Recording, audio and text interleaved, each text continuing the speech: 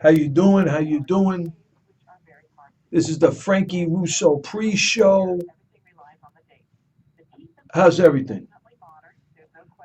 Yeah, I'm just hanging out over here having my drink, my my vitamin drink.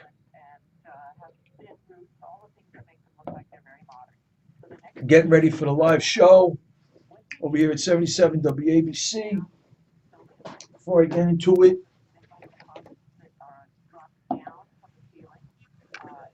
you got to join America's team. You got to come to this Sunday, December 13th, at the Hunter's Steakhouse between 12 and 2. Come on down. Merry Christmas, Happy Hanukkah, whatever your thing is, Happy Holidays. I'll buy you a drink. It'll be on Frankie Russo, okay? And we're going to talk about having a beautiful holiday season. And in addition, we're going to talk about how we can help America's team help our veterans. And we're going to build our funding source is 50,000. 50,000. And once we raise the 50,000, we're going to, with a scalable,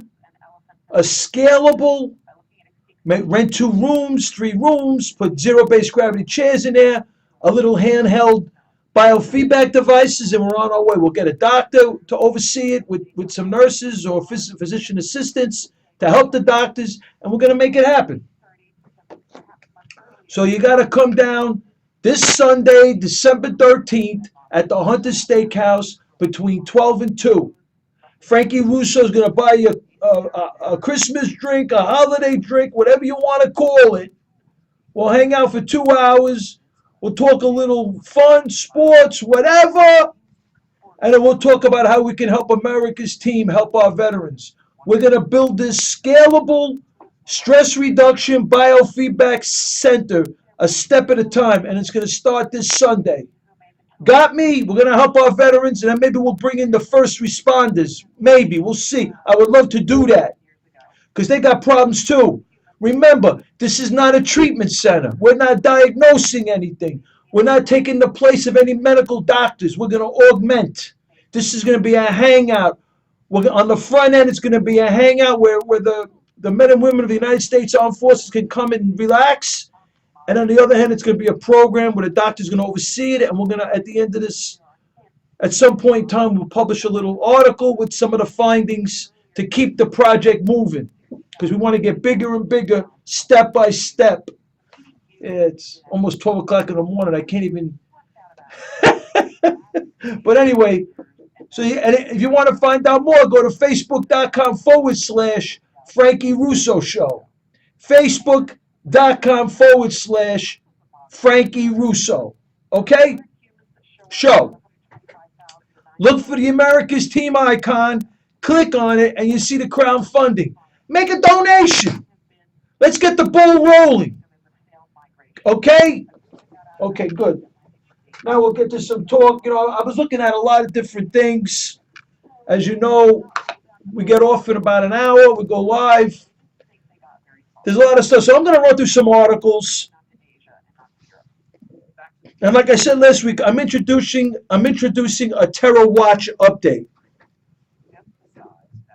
And we're going to use the Homeland Security Advisory System from the prior administration.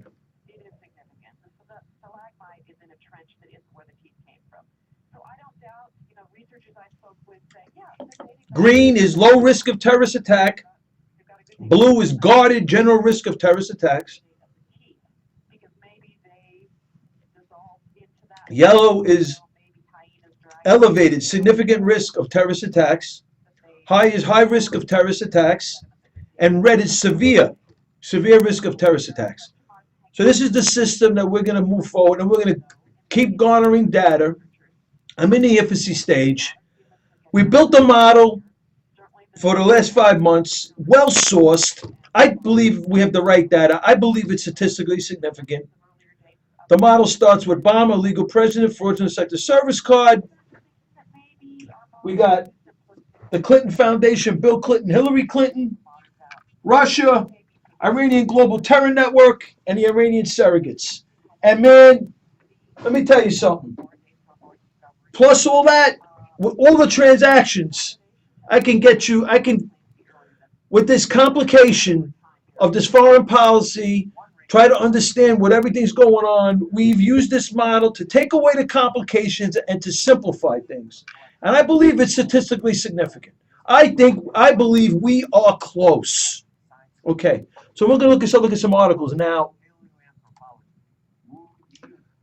Washington Free Beacon, Chalfant. Morgan Chalfant.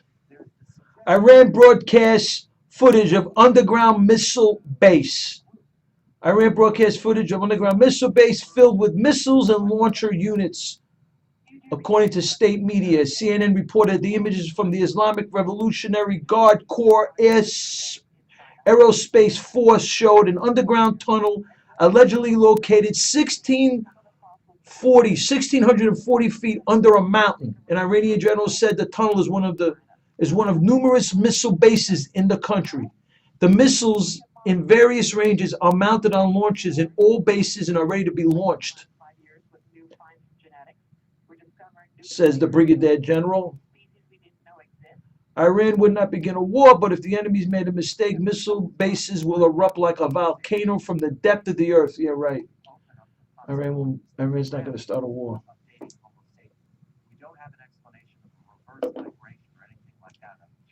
So that's one. Crazy stuff. Missiles. Iran's got missiles, launcher units, 1,640 feet, 1,640 feet under a mountain. Crazy stuff.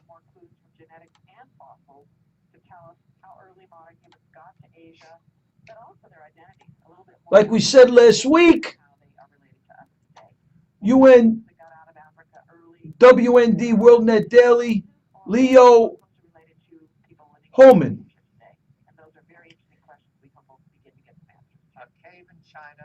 Okay. A pipeline for potential new Somali terrorists continues to fester right here in the United States. It's called the Refugee Resettlement Program, and it continues to go unabated under the leadership of the United States State Department. It's crazy. And with the help of several Christian charities. Wow.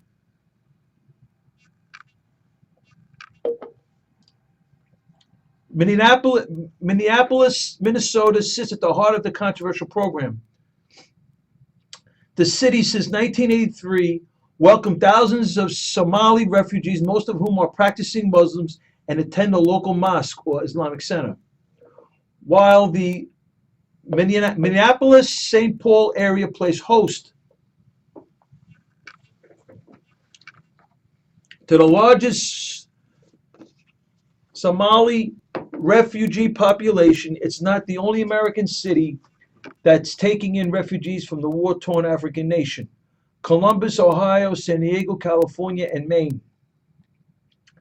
The State Department, working with the Health and Human Services, chooses the communities largely because they are viewed as welcoming of foreign refugees. And the Catholic charities. But there has been success stories, opening businesses, becoming productive, but a number of them will not end up assimilating into the American culture. While neither the FBI nor local enforcement are able to provide hard numbers, this much is clear. The Somalis, I'm sorry, it's 12 o'clock at night. The Somalis in Minnesota have been recruited by radical Islamists, either at a local mosque or on the internet, and dozens have succumbed to the indoctrination, choosing to return to Somalia to wage jihad against the Western Bank government there. Some have even joined ISIS in Syria. The disturbing trend was underscored again when it was reported that 2 Americans, both from Minneapolis, have linked up with the ISIS terrorist organization in Syria and were killed on the battlefield in the country's civil war. One was a Somali refugee. The other reportedly was an African American with ties to the Somali community. Since 2007, at least 22 young Somali refugees have left Minnesota to join al-Shabaab in their homeland. Some have died there, some have even been praised as Minnesota martyrs, as in the al-Shabaab video. So it's craziness. It's craziness run amok. We got Minnesota martyrs coming here as refugees, but really terrorists. That's well documented. Here's another one. The Twin Cities have an ISIS problem. By Colin Campbell. Colin Campbell of, I guess, AOL. The U.S. Department of Justice on Wednesday announced that a young man from Minneapolis, Minnesota, pleaded guilty to charges related to the Islamic State known as ISIS. And prosecutors have identified a 19-year-old Hanad Musi, was hardly the only Twin Cities resident to face charges in recent months for allegedly supporting this ISIS. There have been a string of ISIS-related arrests over the last year. Why Minneapolis? Authorities say it's linked to the Minneapolis-St. Paul's large Somali community. The New York Times estimates the local Somali population, which Minneapolis touts as the largest in the United States, is roughly 30,000 people. Reports have described violent extremism bubbling up within the local Somali community going back to years, especially as a result of the 2006 conflict between Ethiopia and Somalia. At the time, much of the terrorist recruitment issue centered on al-Shabaab, the Somali-based group that would later become Al-Qaeda, an Al-Qaeda affiliate. The Office of Minnesota's U.S. Attorney, Andrew Luger, said that the groups like ISIS have since exclusively targeted the local Somali community. So it's becoming a problem over there, nonetheless. To move this into another direction. So we're looking. We got Minnesota. Minnesota's going to be a problem. We know that, and we already know Iran's a problem. Now we're going to do a little something else. Russians, Syrians, and Iranians setting up military coordination cell in Baghdad. You know what Baghdad is, right? Where's Baghdad? Western intelligence sources say the coordination cells includes low-level Russian generals. U.S. officials say it is not clear whether the Iraqi government is involved at the moment. Really? Describing the arrival of Russian military personnel in Baghdad. By the way, this article is Jennifer Griffin from Fox News. Wow, that's a high-level. She's a high-level investigative reporter for Fox News. Describing the arrival of Russian military personnel in Baghdad, one U.S. official, they're popping up everywhere. The Russians have been building up their military presence in Syria, a subject expected to factor prominently in a planned meeting between, Obama and Putin, whatever. And the U.S. is fighting ISIS, yeah, right. And the Obama has voiced concern that Russia's involvement, at least in Syria, have been a destabilizing factor, sure. So, Iranian Quds Force leader General Soleimani was spotted in Baghdad September 22nd. He met with Shia militias backed by Iran. Intelligence officials believe he met with Russians as well.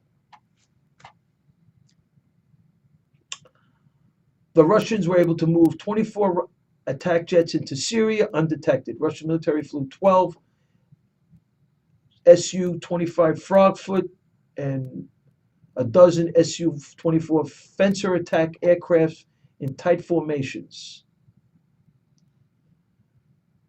So, Fox News has learned the U.S. military sources that the Russians have begun flying some of the Sukhoi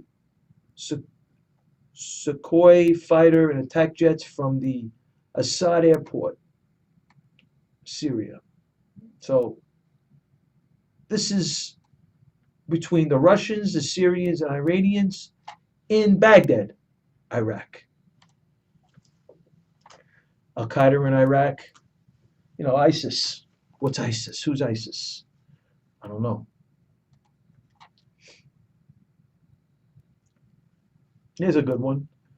Report: U.S. trained Syrian rebels hand over weapons to Al Qaeda. This is a little while back, but I'm just bringing this in just to hammer home a point. First came reports that the multi-million-dollar effort to train moderate Syrian rebels had yielded only 4 to 5 fighters still in the field. The rest apparently have been routed. Yesterday, however, we've learned the rout was not only the disaster to befall the program, we also, surprise, repeatedly betrayed our allies. Pentagon-trained rebels in Syria are reported to have betrayed their American backers and handed their weapons over to Al Qaeda immediately after re-entering the country. Fighters with Division 30, the moderate rebel division favored by the United States, surrendered to the Al Qaeda affiliate Jabhat al-Nusra. A raft of sources claimed. Okay. Division 30 was the first faction whose fighters graduated from a U.S.-led training program in Turkey, which aims to forge a force on the ground in Syria to fight against ISIS. A statement on Twitter by a man calling himself Abu al-Tusuni, a member of Al-Qaeda's local affiliate, Jabhat al-Nusra, read, "A strong slap for America. The new group from Division 30 that entered yesterday hands over all of its weapons to Jabhat al-Nusra after being granted safe passage. They handed over a large amount of ammunition and medium weaponry and a number of pickups." So, to reiterate, the Pentagon-trained rebels in Syria are reported to have betrayed their American backers and handed their weapons over to Al-Qaeda in Syria. So Al-Qaeda in Syria is ISIS. Okay? So that's how ISIS, because there's been reports that ISIS has American weapons. That's how they got it. I don't know. We're making sense out of something that's pretty complicated. Judicial Watch, great group. You got to donate over there. Judicial Watch, you should donate. They're a great group. They get us a lot of. Without them, I don't know all this information. I don't know how we would have gotten it. And that's Tom Fitton. He does a great job. Chart lists terrorists in U.S. due to lax immigration policies. The Obama administration's lax immigration policies have allowed a large number of terrorists with documented ties to ISIS and other radical Islamic groups into the United States, including individuals from Yemen, Saudi Arabia, Somalia, and Uzbekistan. I get it. Examples include a naturalized U.S. citizen from Somalia, Osman Duran, charged with conspiracy to provide material support to a foreign terrorist organization. A lawful resident, Akur Sadiq from Kazakhstan, charged with conspiracy to provide material support to Al-Qaeda in Iraq, ISIS. A Yemen national, Mufid El-Jihi, who also supported a foreign terrorist organization, possessed illegal firearms, and attempted to kill U.S. government officers, and a Syrian national, Mohammed Saeed, who knowingly made false, fraudulent, and fictitious statements to the FBI. That's just a snippet list of foreigners with terrorist ties who have been granted U.S. entry by the Obama administration. The document was provided by a pair of federal lawmakers attempting to pinpoint the tragic consequences of Obama's negligent immigration policies.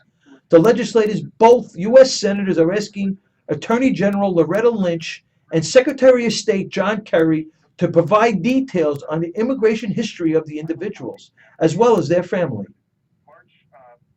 Wow. I got the list. Wow. That's crazy. That's the 72. That's this. The 72 Department of Homeland Security employees on terror watch list. At least 72 employees of terror watch lists are listed on U.S. terror watch lists, according to Democratic lawmaker Stephen Lynch. Disclosed a congressional investigation recently found that at least 72 people working at the DHS, Department of Homeland Security, also were on a terrorist watch list. Back in August, we did an investigation. The Inspector General did of the Department of Homeland Security, and they had 72 individuals that are on a terrorist watch list that were actually working at the Department of Homeland Security. The former DHS, Department of Homeland Security Director, had to resign because of that. DHS continues to fail inspections aimed at determining the efficacy of its internal safety mechanisms, as well as its efforts to protect the nation. Wow. It's crazy. Here's another one. Judicial Watch, great group. Thomas Fitton. You got to donate. Judicialwatch.org. Mexican cartels smuggle terrorists into U.S. through rural Texas border region. Mexican drug cartels are smuggling foreigners from countries with terrorist ties into a small Texas rural town near El Paso. And they're using remote farm roads rather than interstates to elude the Border Patrol and other law enforcement barriers, according to Judicial Watch sources on both sides of the Mexican-U.S. border. The foreigners are classified as special interest aliens, and they are being transported to stash areas in Acala, a rural crossroads located around 54 miles from El Paso on a state road Highway 20.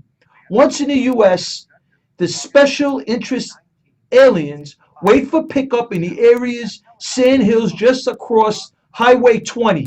Terrorists have entered the U.S. through Mexico for years, and in fact, an internal Texas Department of Public Safety report leaked by the media months ago documents that several individuals of known Islamist terrorist organizations have been apprehended crossing the southern border in recent years. Now they've also been smuggled in through border region airfields, according to JW's civilian law enforcement and intelligence sources. The renowned Vincent Carrello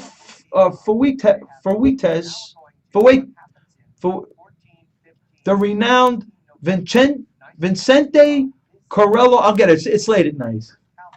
Fuentes cartel is using Horizon Airport, formerly West Texas Airport in El Paso's Lower Valley, to smuggle SIAs into the U.S. from Mexico.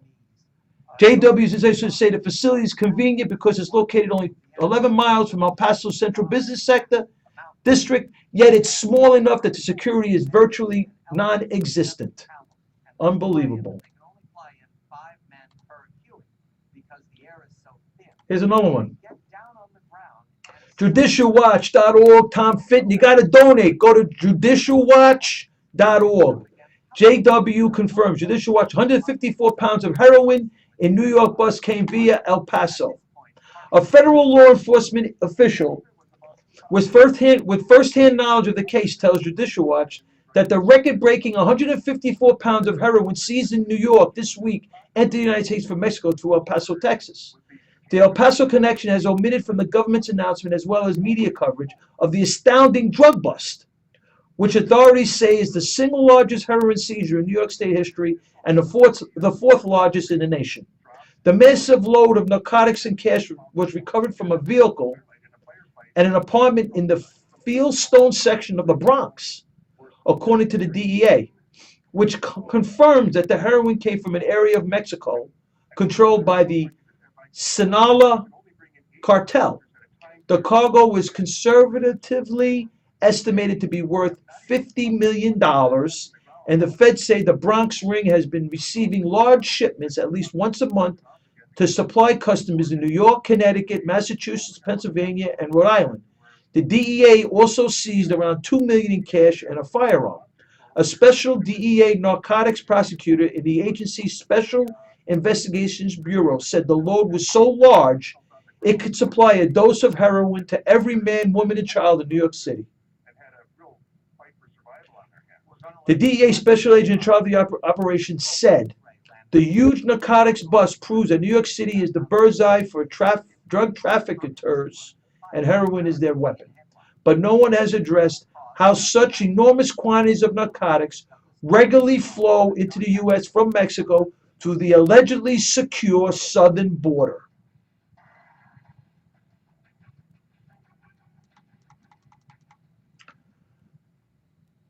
Judicial Watch reported last month that ISIS is operating on the Mexican border just 8 miles from El Paso.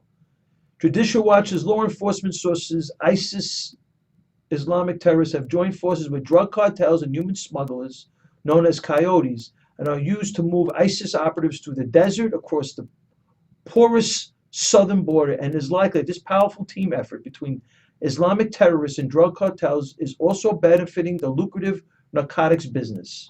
As part as far back as 2007, the DEA reported that ISIS extremists and Mexican drug cartels teamed up to smuggle weapons and terrorists into the United States.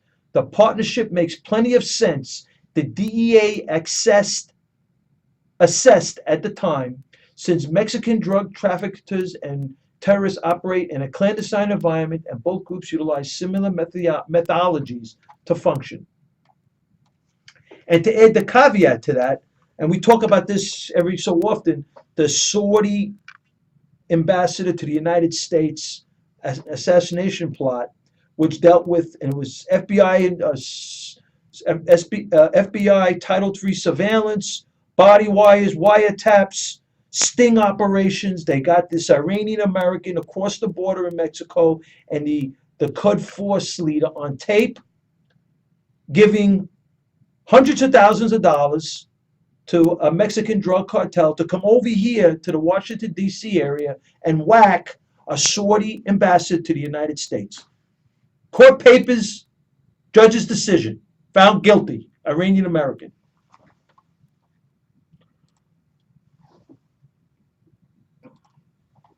And we mentioned this earlier. JudicialWatch.org, Judicial Watch Tom Fitton, you got to donate. ISIS is operating a camp just miles from El Paso, Texas, according to Judicial Watch. Sources that include a Mexican Army field grade officer and a Mexican federal police inspector. The exact location where the terrorist group has established its base is around 8 miles from the U.S. border in an area known as Anapra, situated just west of the city of Juarez.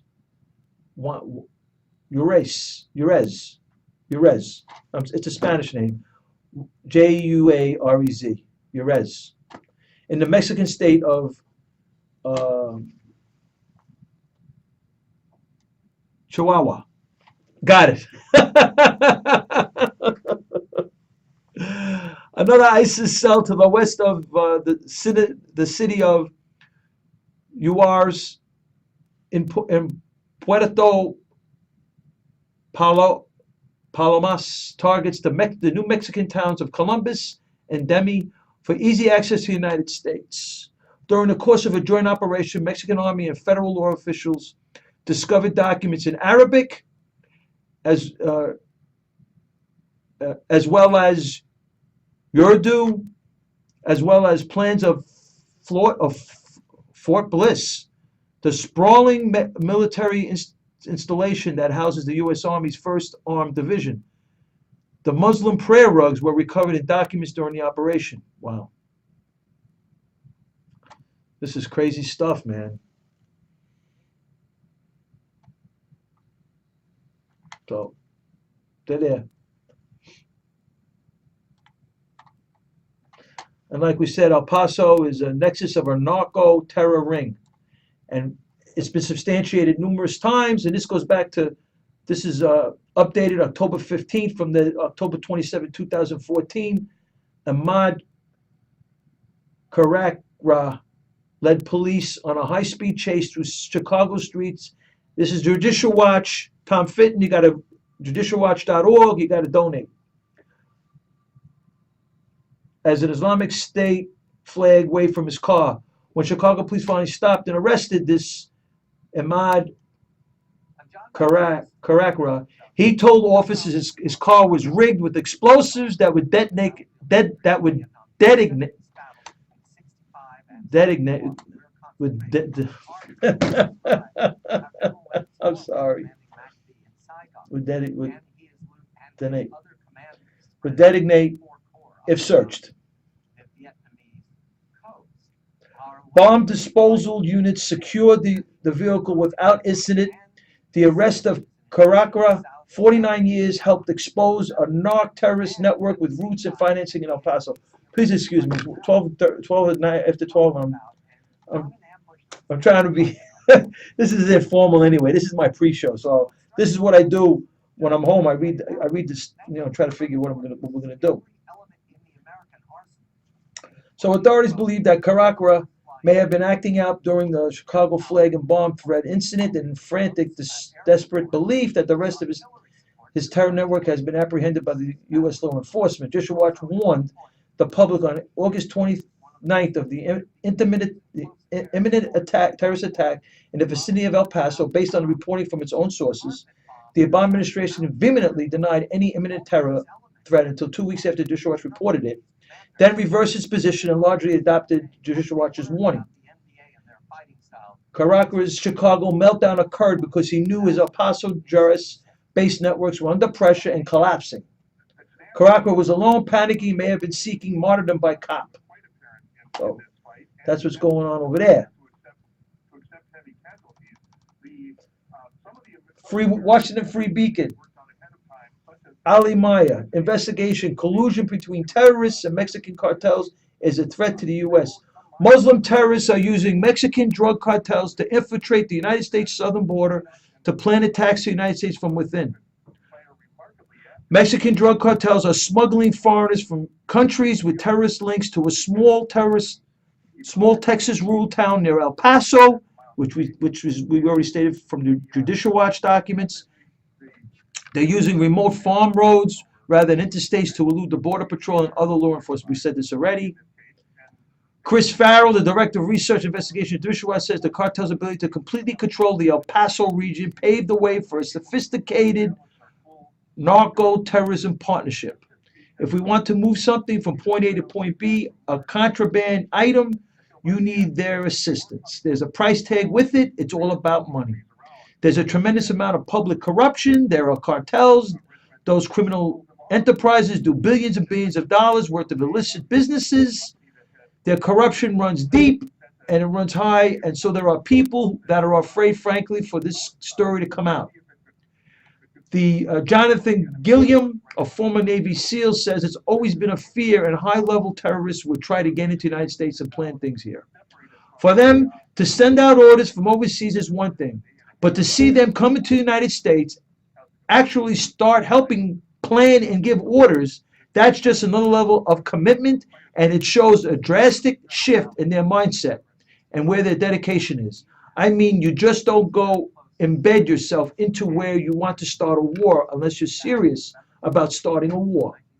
Despite the alleged collusion between the Mexican cartels and Muslim terrorists, the cartel wants El Paso to be a shiny penny. Oh, yeah, right. Sure. I don't believe it. So that's where we're at with that article. Interesting. Now I got a few minutes, and I want to get into this other thing more further, this ISIS thing. So quickly, I got like 10 minutes. So just to recap what we talked about last week, and I want to go into it further. Now,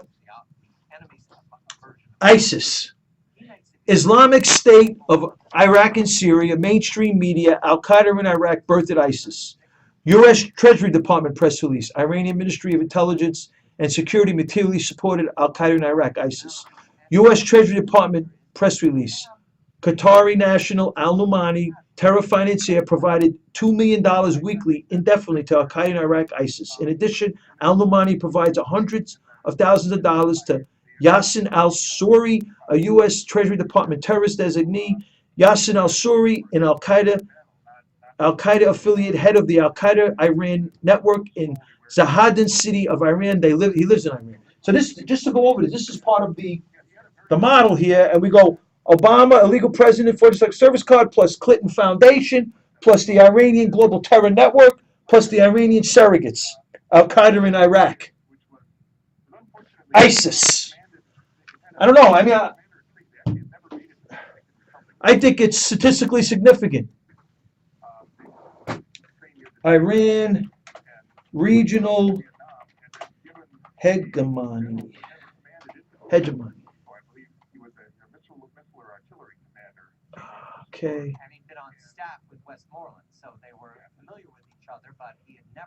Oh, I got it over here. Okay. So then we got the investigative journalist Kenneth Timmerman, author of Dark Forces, Truth About Benghazi.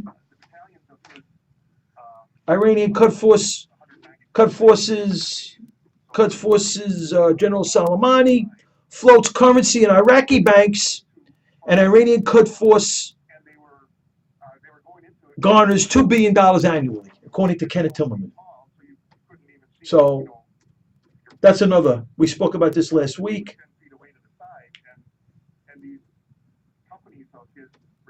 I just want to see if I can find this other article.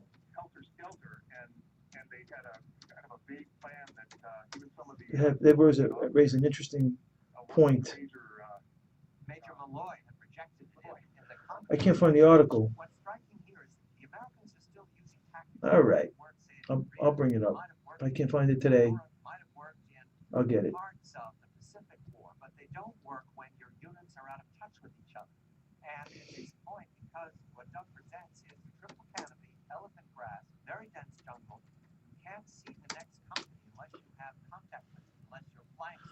Okay.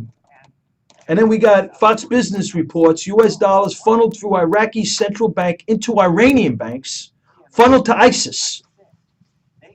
Really? This is Fox Business News.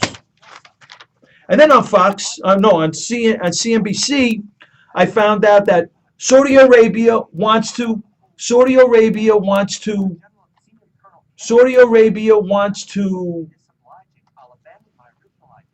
maintain the most important thing to Saudi Arabia is maintaining its market share in OPEC. Well, guess what? Because of the Iranian nuke deal that bombers put together, the 150 going back to Iran, the sanctions are being lifted. Well, according to the Ross letter to the State Department, sanctions have the Iranian, North Korea, Syrian Non-Proliferation Act has not been enforced for quite some time, since 2011. So Iran, typically under this act, this Iranian, North Korea, Syrian Non-Proliferation Act, Iran's been acting de facto for 3 years, at least 3 years sanction-free under that act. And Iran now is getting back into the market, into OPEC. The first quarter, they're projecting 300 to 500 barrels that Iran's going to produce daily. And by the end of the year, according to Ed Morse of the Citibank Commodities Release, he's the Commodities Research Director on CNBC, that Iran will eventually be producing 1 million barrels of oil a day. Thank you very much. They are going to be a superpower. So there it is. Now, let's go to this article here, because I just want to list. So we got Al Nassar.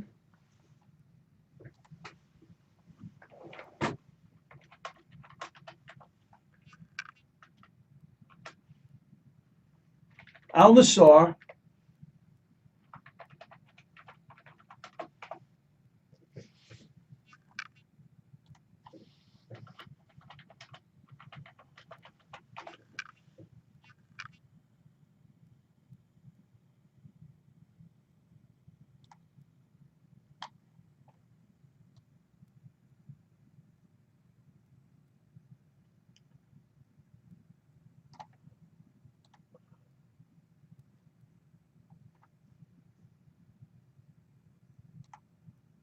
Yeah, this another one.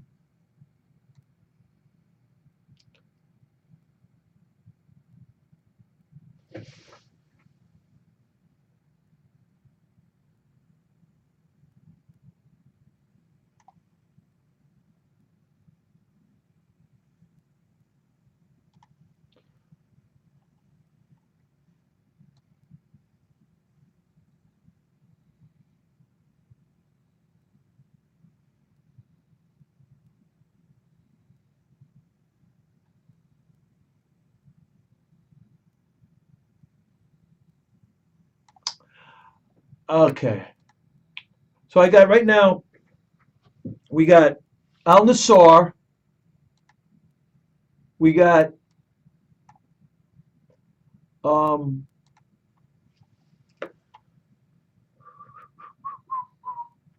we got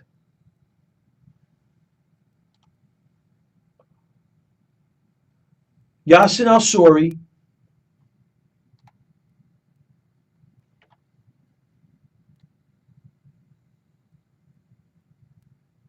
U.S. Treasury Department targets Iran's secret deal with Al Qaeda. Okay.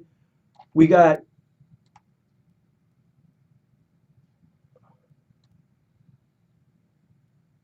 Yassin Al Suri. We got Al Rahman, Humid Mohammadi, Salman Hassan, Al Kuwari, Abdullah Al Kuwar, Ali Hassan Ajami.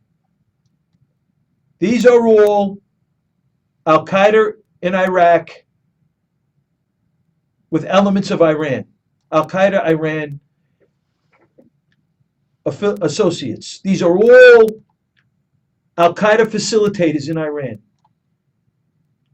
Al Qaeda in Iraq, Al Qaeda in Iraq with, that are Iran facilitators.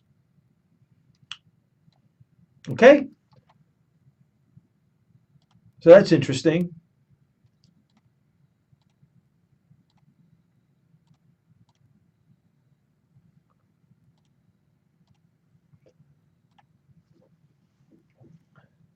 This is an article by Thomas Jocelyn, Law War Journal. Guys, this great work.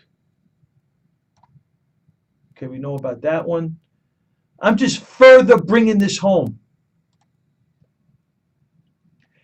Now, Mushan al-Fadali, we talk about him. I think he was whacked in July. I think Yassin al-Suri was also whacked. I don't know. I watched this movie. I watched this movie on Showtime, Spy Masters, CIA in the crosshairs, and apparently these drone strikes on these Al Qaeda operatives is at the highest point under the Obama administration. And it's not doing us any good. We're just killing them off, and we're not garnering any intelligence. So I don't know whether that's done purposely by the Obama administration or what. I don't know. But there's a high level of killings, drone killings, and Al Nassar was killed, who was an Al Qaeda facilitator in Iran. So was Mushan al Fadali, and so was Yassin al Suri, and these others that I mentioned. I'm going to mention the rest of them now.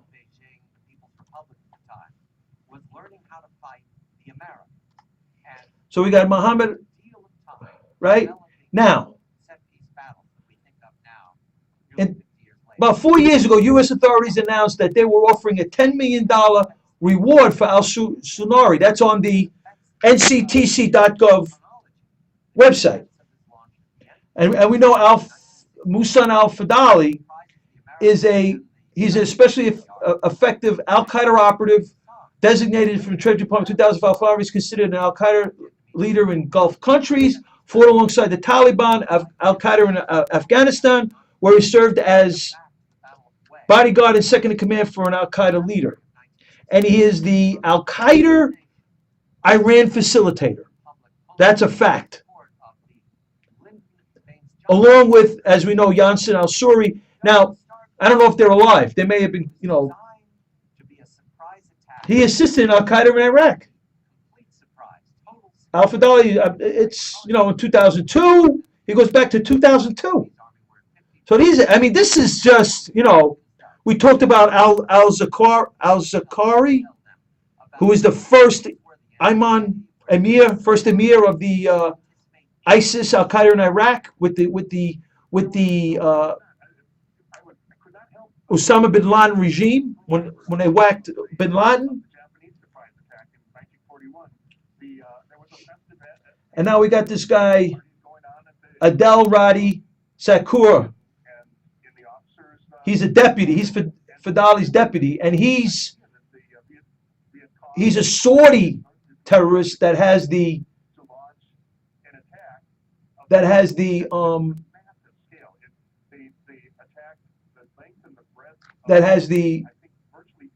Al Qaeda Iran facilitator with Al Fadali. Was closely tied to Salman Abu Ghath, who served for a time as bin Laden's spokesperson. Abu Ghath received safe haven inside of Iran after the September 11 attacks, was placed under a form of house arrest in 2003. And in 2010, Iranians reported freed Abu Ghath from his lax confinement, and he may be in Pakistan. They're claiming, according to Thomas Jocelyn from the Long War Journal. Great reporting here.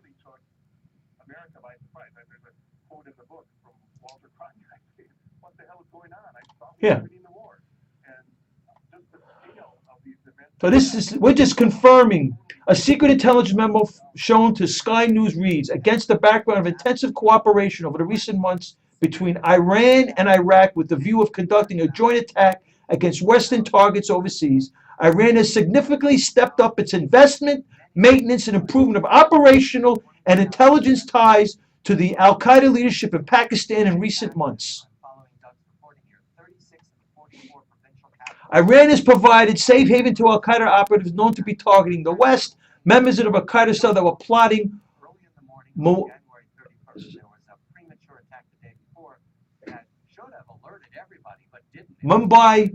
Mumbai-style attacks on European cities are known to be currently living in Iran. I'm telling you, this is like, listen to this. Iran has provided assistance to Al Qaeda in its operation before, and we talk about this. 9/11 Commission, Al Qaeda's 1993 embassy bombings in East Africa, Hezbollah operations in Lebanon, 83-84. While living in Sudan, Osama bin Laden approached Iran and Hezbollah, asking for their assistance in executing attacks similar to 83 bombing of the United States Marine barracks, which led to the withdrawal of American forces from Lebanon.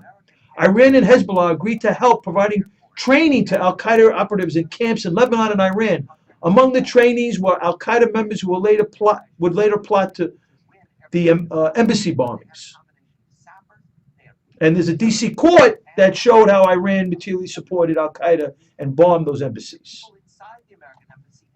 It's just unbelievable. This whole ISIS, Al Qaeda. Here's another one. September 11th, U.S. State Department designated a Hamas operative who was tied to both Iran and Al Qaeda. Hisham Mohammed Abu Gashalah fought for Ansar al-Islam. Abu Gashalah plays an integral role in Hamas. He has links to Iran, the world's leading state sponsor of terrorism, and Al Qaeda. Abu Gashalah is an impoverished explosive device facilitator who has provided weapons to Al Qaeda and other terrorist organizations inside Iraq. It just goes on and on and on. It just goes on and on and on.